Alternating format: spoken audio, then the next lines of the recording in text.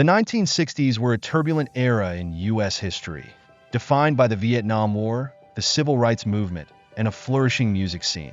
Amid these societal upheavals, the American Indian Movement, AM, emerged in 1968 in Minneapolis, Minnesota, driven by the challenges Native Americans faced in urban settings.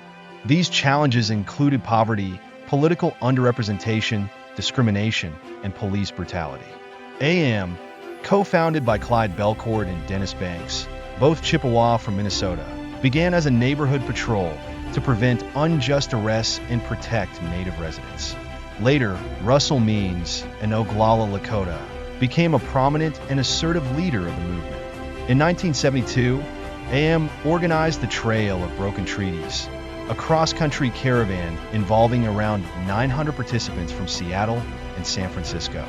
The journey highlighted Native grievances against the U.S. government, culminating in a week-long occupation of the Bureau of Indian Affairs building in Washington, D.C., from November 2nd to 8th. Negotiations with White House officials led to a commitment to address economic, social, and educational injustices faced by Native communities, along with travel funds for participants' return.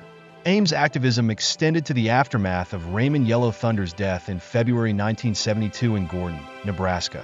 The group occupied the town's community hall, pressing local authorities for justice. Their efforts led to the proposal of a Human Relations Board to investigate grievances, marking a significant victory for the movement. In January 1973, tensions escalated when Harold Schmidt killed Wesley Bad Hardbull in Buffalo Gap, South Dakota. Schmidt's charge of involuntary manslaughter enraged Native Americans, prompting AIM members to protest in Custer, South Dakota. The protest led to the burning of the courthouse and Chamber of Commerce, intensifying the U.S. government's view of AIM as a militant organization and increasing federal surveillance of its activities. On the Pine Ridge Reservation, discord grew as Oglala Sioux leaders sought AIM's assistance against tribal President Richard Wilson, elected in 1972. Wilson's critics accused him of corruption, abuse of power, and disregard for tribal council rules. After a failed impeachment attempt, the U.S. Department of Justice stationed 50 U.S. Marshals at Pine Ridge to quell potential unrest. On February 27, 1973, approximately 200 AIM members seized control of Wounded Knee, occupying key buildings such as the Trading Post, museum, gas station, and churches. The site was symbolically significant, being the location of the 1890 massacre, where U.S. Army forces killed 250 to 300 Lakota Sioux, with 25 soldiers also perishing. AIM leaders aimed to reform tribal governance and bring attention to the injustices Native Americans faced. Russell Means, representing AM, called for congressional investigations into reservation conditions, Bureau of Indian Affairs corruption, and treaty violations, hoping to highlight these issues on a national stage. News of the Wounded Knee takeover quickly reached U.S. Marshals stationed at Pine Ridge, prompting the establishment of roadblocks at all entrances to the area. In total, law enforcement set up 6 roadblocks and 5 observation points around the village to control access and prevent people from entering or leaving. Despite these efforts, AIM members and their supporters managed to bring in supplies using overland routes. The law enforcement presence included the U.S. Marshals Service, FBI, and Bureau of Indian Affairs. In the days following the occupation, tensions escalated, marking the start of what would become known as the Troubles. Sporadic gunfire was exchanged between U.S. forces and AIM members. To strengthen their position, AIM fortified Wounded Knee with trenches, 9 bunkers, roadblocks, and foot patrols. Additionally, Native forces drew on the combat expertise of Vietnam veterans within their ranks to bolster their defenses. The AIM stated that they would end the Wounded Knee occupation if their grievances were addressed, prompting discussions about injustices faced by Native Americans. On March 1st, Senators James Abu Rezk and George McGovern, along with aides from Senator Ted Kennedy's office, arrived to negotiate.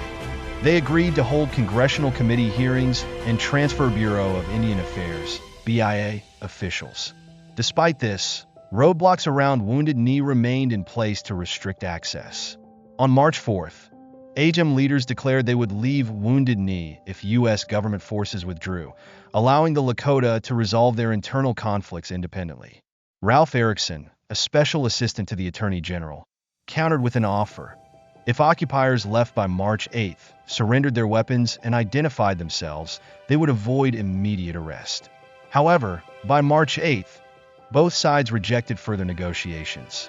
Richard Wilson, the tribal president, had organized a controversial special police force known as the Goon Squad, which participated in several gunfire exchanges. The government removed roadblocks on March 8th, hoping the Lakota would disperse voluntarily. Instead, AIM interpreted this as a victory, leading to an influx of supporters and supplies into Wounded Knee.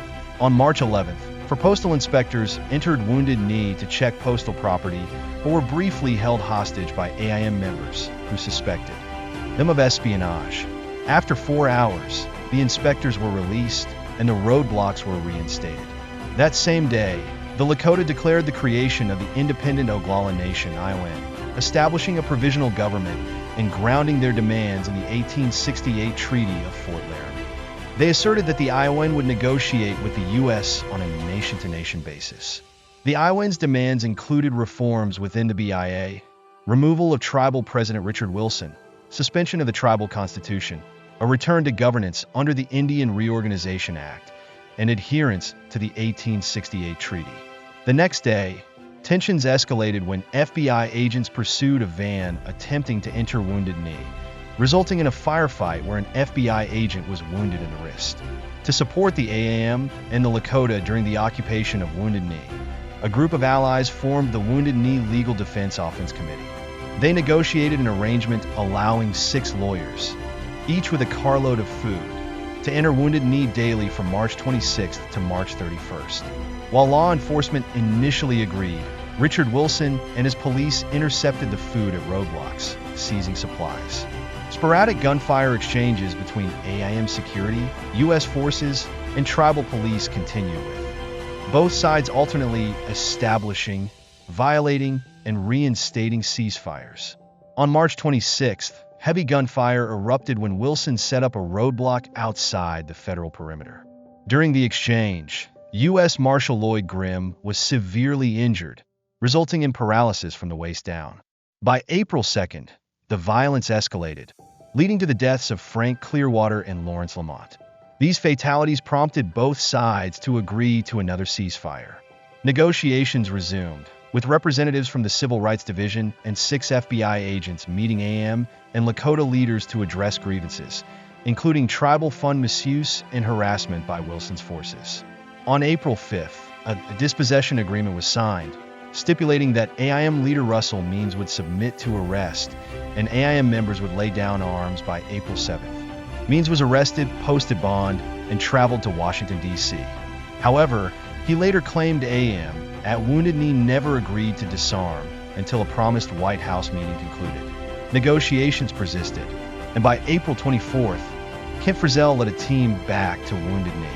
The U.S. government, preferring diplomacy over military action, sought a resolution. On May 5th, Leonard Garment, a presidential consultant, sent a letter to Frank Fools Crow promising a White House meeting, with Teton Sioux representatives to examine the 1868 treaty, contingent upon the peaceful dispossession of Wounded Knee. Both sides signed the agreement the same day. The dispossession agreement outlined steps to be implemented on May 9th at 7 a.m. All occupants were to leave Wounded Knee, identify themselves, and submit to arrest if warranted. By May 8th, half of the AIM community had departed. On May 9th, federal forces entered Wounded Knee to collect weapons and transport remaining AIM supporters to a government roadblock. Defense Committee lawyers observed the process, during which 129 people were processed, 110 of whom were Native Americans.